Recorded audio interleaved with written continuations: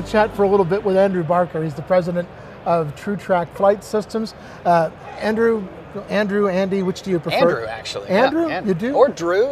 Or Drew. Well, say I had Andy Davis from Trig up here a while ago. Oh yeah, know Andy well. So now it's, you know, the only time I've ever gone as Andy is at Halloween parties when I dressed as Andy from Toy Story. Okay.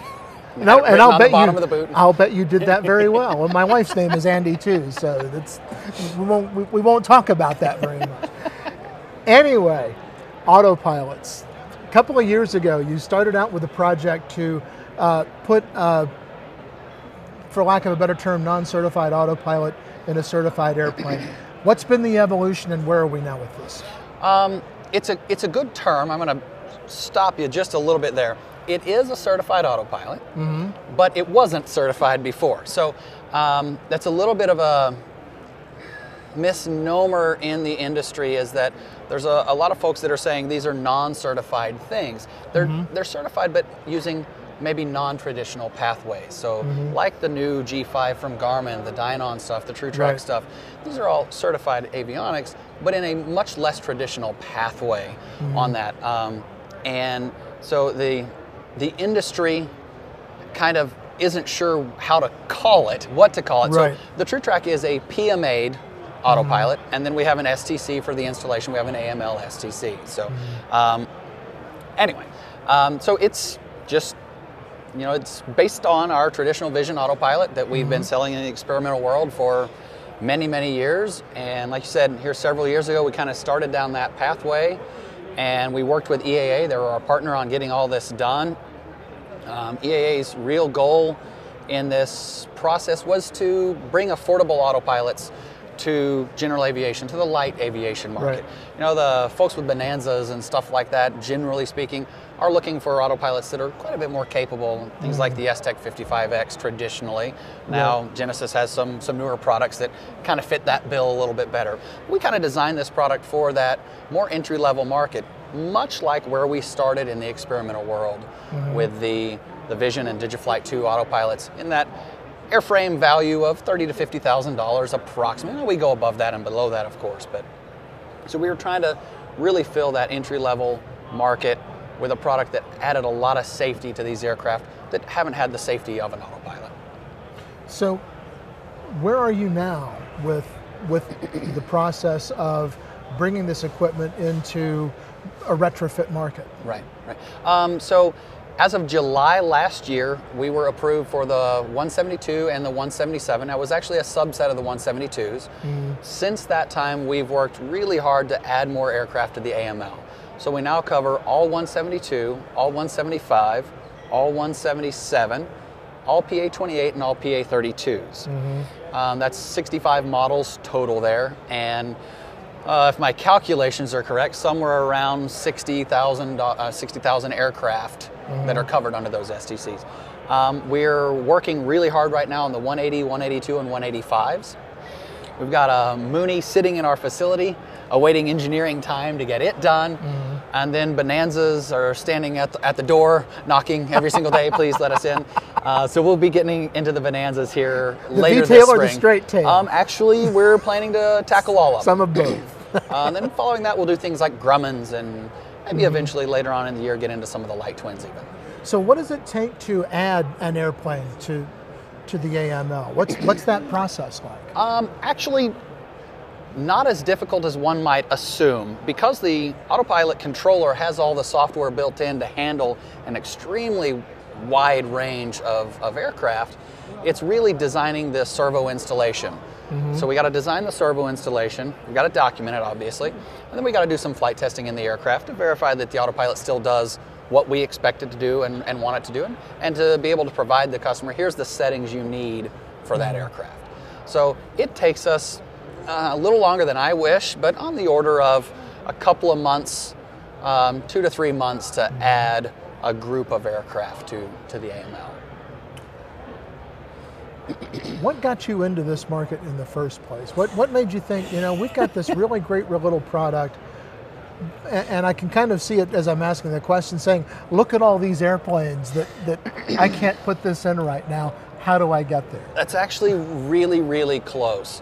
So a little history about me and TruTrak. I've been at TruTrak for 18 years now, and I decided when I was a fairly young employee at the company that TruTrak should have a certified autopilot.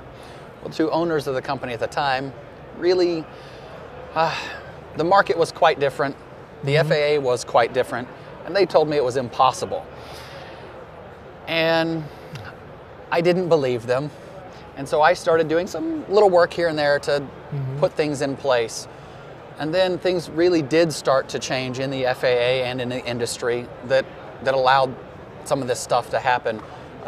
One of the really big catalysts was the EAA Dynon STC of the D10A. Right. The commercial parts approval of that product kind of paved the way for what now a lot of us are doing. There's also a lot of standards that were written, ASTM standards that were written by the industry, by Garmin, TruTrak, Dynon, a lot of these companies that are now using these standards for these non-traditional pathways on certification. So it's been 15 years in the making.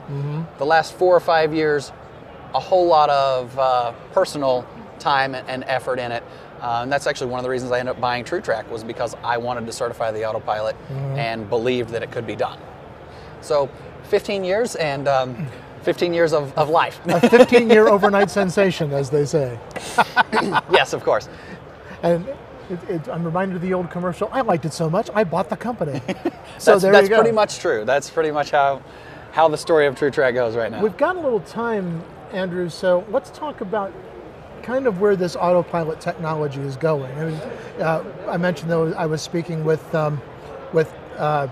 Andy Davis from Trig, and their components are getting smaller and smaller and smaller, and things are happening in that area. Is the same thing happening in autopilots, where eventually it's something that you could almost program with your iPad and have it hidden in the panel somewhere? Yeah, absolutely. The autopilot interface can be done from anywhere realistically. We're working on some interface stuff with the folks at Aspen, maybe adding some more capabilities there to do some more autopilot control from the PFD. In the experimental world, we already do that quite a bit. Right. We interface with Grand Rapids, Dynon, basically any company out there that makes an EFIS, Garmin, we can interface with. And in a lot of those cases, the autopilot controller actually doesn't require panel real estate, and you can control it completely remotely.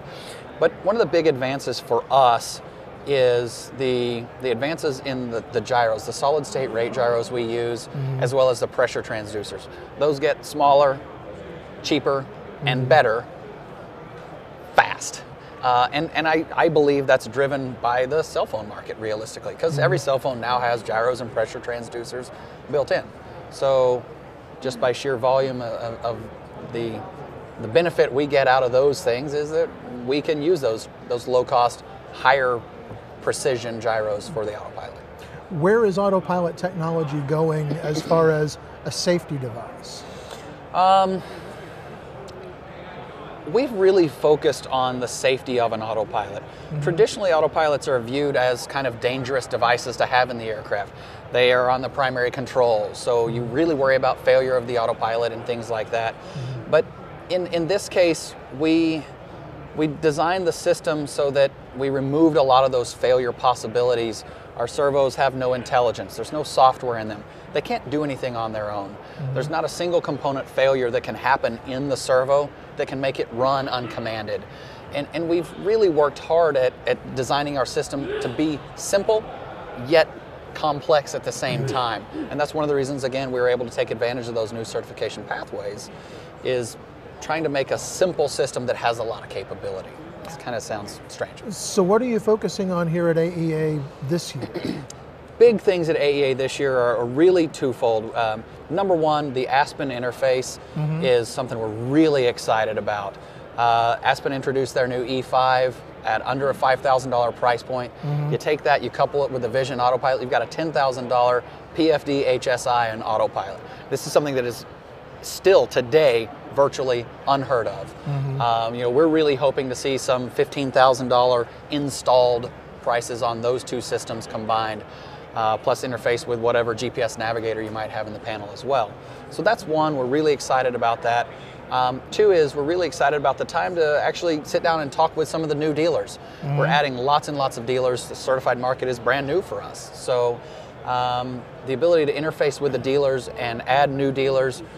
We also announced at the show we're working on a premier dealer network where the dealers can take additional training courses and things from us, and we can kind of tout them as, hey, these guys have this additional training, maybe they can do that faster install, they can do a more low cost or you know, a better install than someone else might be able to. So working on developing that dealer program is another really, really important thing for us. Let's talk about that G5 interface for just a moment, because it's kind of an interesting proposition to be able to have that kind of a price point for equipment that 5 years ago was out of the reach of most general aviation pilots. Right.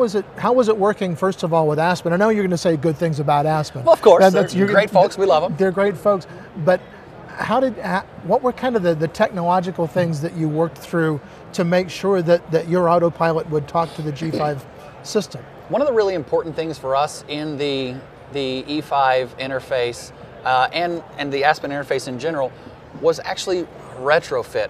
They've got a lot of product out there in their Pro and other product lines that we wanted customers to be able to interface with. So it was really important to us not to require a software change on Aspen's product.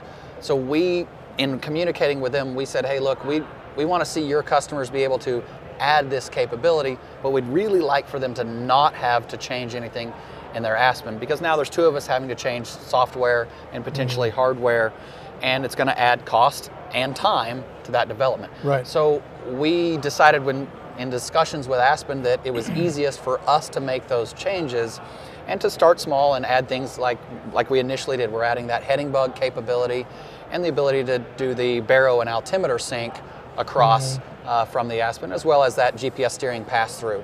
So we added those three things, and that just required a little bit of software change on our side. Very minimal, actually, because we'd already done a lot of those interfaces in the experimental market with other products out there.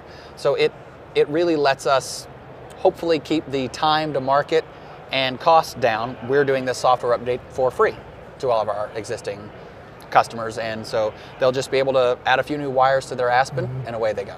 It's interesting because there was a time also not too long ago when autopilot and software were not terms that you heard very much in the same sentence. Well, and if you did, it was usually some other choice words that were interfaced there as well, yes, for sure. So how has that technology in the last 5 years, say, really made that transition over to a more software-driven technology? It's almost imperative now, at least from my standpoint, that an autopilot be software-driven, because it lets us interface with so many different products and aircraft and airframes without having to change our core product. The same autopilot that can fly a 172 can fly a PA-32, and in the experimental world can fly a J3 Cub, or could fly a, you know, we've flown Learjets and Evolutions and things like that. So, and that's all with one core set of hardware and software. Now, the servos may change in some of those installations, but that's more of a installation design specific thing. So for us, the software and the ability to adjust gains in that controller in a very simple user setup is really, really important to save us customer service and to save the installer a lot of time as well. Do you also have envelope protection and those kinds of things built into that software? We do. We've added several new features in the protection market. The autopilot's always been equipped with what we call minimum and maximum airspeed. So we won't let you underspeed or overspeed. We're not going to let you stall. We set that at 1.3 VSO on the bottom end and 0.9 VNE on the top. And then we've also added, of course, the emergency level, the little blue button of fear. If things go really wrong, push the blue button, and the autopilot goes to wings level and 0 vertical speed. One of the kind of neat things we've done in the Vision autopilot is we've taken that emergency level mode, and after 10 seconds, we drop back into track mode. So instead of just continuing to hold what you're doing, we drop back into track mode and give you the ability to fly a selected track to get yourself out of trouble. The certified Vision autopilot adds yet another safety feature, what we call AEP. And that lets, actually you can turn this feature on and off. You can be an Airbus or a Boeing captain, whichever you choose, and have the additional safety there. But the autopilot can monitor the bank angle of the aircraft. And if we sense the bank angle get over 40 degrees, we actually engage the roll servo with a lower than usual torque and provide corrective force into the control system. The neat thing about, because we're a stepper motor driven system and some of the system design stuff, it almost acts kind of like a stick shaker, and it kind of ratchets the controls in the pilot's hands. And so it's really designed as a feature to break that chain of thought that, hey, I'm concentrating maybe on the ground, I'm doing that base to final turn, you know, those turns around a point, when I'm not paying attention maybe to what the aircraft might be telling me. So it's really there just to alert the pilot. Now it does, like I said, provide that corrective action, but it's there to alert the pilot that, hey, you're getting in a dangerous situation, maybe you should pay attention. Basically, it's a little sensory feedback for the pilot to say, something might be going wrong very quickly. That's exactly right. That's exactly right. And we're actually excited about some other things that we might be adding safety-wise in that same domain in the future. I think they call that in the business a tease. Oh, maybe just a few here and there.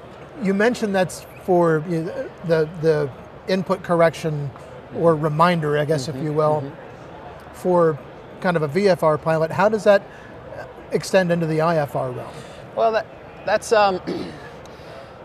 it's the same kind of thought process there, although the IFR pilot is really trained to not let the airplane get to those situations as much. So our real objective with some of these safety features does have that VFR pilot in mind. That accidental VFR to IMC is really what we're trying to address with a lot of this. The IFR pilot, obviously, it's an important tool for him because it's going to give him a break. He can, or she can, make that cross-country flight and arrive at the destination prepared and ready to fly that approach. If you can fly 5 hours cross-country and you didn't have to hand fly in the soup the whole time, you're going to be more equipped to continue to fly the aircraft and make the safe decisions that are necessary than if you've been hand flying that entire time. So absolutely, it's certainly a good tool for that pilot as well. We had a question from someone who's watching us online asking what's the status of your Eco product?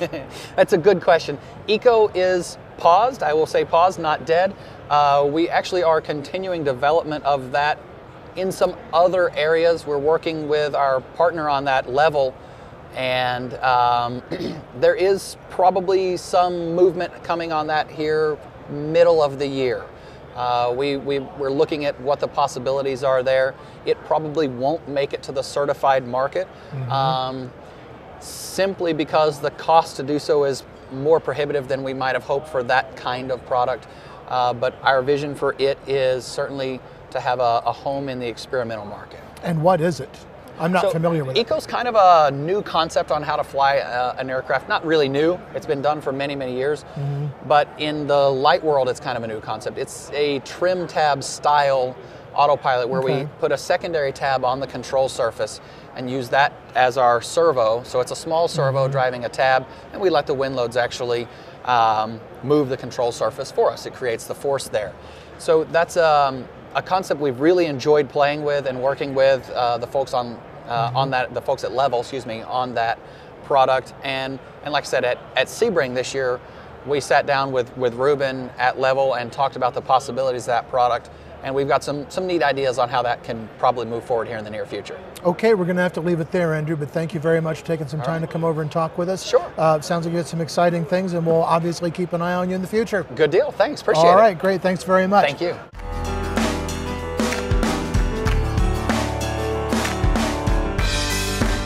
Aero-News Network's coverage of the 61st Annual AEA International Convention and Trade Show, live from Las Vegas, is brought to you in part by the following sponsors.